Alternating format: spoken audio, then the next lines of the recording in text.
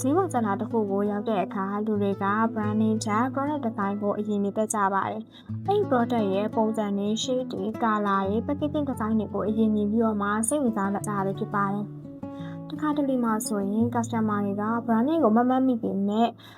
ဒီ product ရဲ့ design ကိုအရင်မှတ်မိနေတတ်ကြပါတယ်။ဥပမာဆိုရင်ဒီဘူးပုံစံနဲ့အချိုရည်ကိုတွဲပြီးတော့မှမှတ်မိနေတယ်လို့မျိုး packaging နဲ့ cosmetic ကိုအတူတွဲပြီးတော့မှမှတ်မိနေတတ်ကြပါတယ်။ဒါတွေကဒီဇိုင်းကိုအခြေခံပြီးတော့မှမှတ်မိနေတာပဲဖြစ်ပါတယ်။ဒါကြောင့် product design ဆိုတာလှပဖို့တတ်မဟုတ်ဘဲနဲ့သင်လုပ်ငန်းရဲ့ဒီသင်္ကေတတစ်ခုဆိုလည်းမမားပါဘူး။ဒါပေမဲ့လုပ်ငန်းရှင်အများစုက logo ကိုထွန်းမဲ့တင်ဖို့စဉ်းစားကြပေမဲ့ဒီ product design ကိုအကာအကွယ်ယူဖို့တော့မစဉ်းစားကြသေးပါဘူး။တကယ်တော့သင်အချိန်ကုန်ကန်းငွေကုန်ခံပြီးအတွေးအခေါ်နဲ့ဖန်တီးထားတဲ့ product design တွေကတမှုရှိလာတဲ့ intellectual property တစ်ခုပဲဖြစ်ပါတယ်။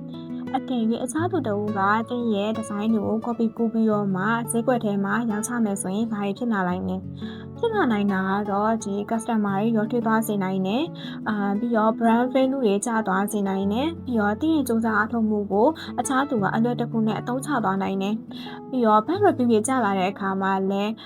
သင်ကိုအကျိုးသက်ရောက်မှုတွေဖြစ်လာစေနိုင်တာပဲဖြစ်ပါတယ်။ဒါကြောင့် product design ကိုဖန်တီးထားရုံနဲ့မလုံလောက်ပါဘူး။အကာအကွယ်ယူထားဖို့လိုအပ်ပါတယ်။သင်ရဲ့ product ကိုလူတွေမြင်တာနဲ့မှတ်မိစေနိုင်တဲ့အရာက design ဖြစ်တယ်လို့သင်ရဲ့လုပ်ငန်းကိုအကာအကွယ်ပေးနိုင်တာကလည်း design protection ပဲဖြစ်ပါတယ်။သင်ရဲ့ product design တွေကို industrial design registration ဖြင့်တရားဝင်အကာအကွယ်ရယူနိုင်ပြီဖြစ်ပါတယ်။ Your creations are protection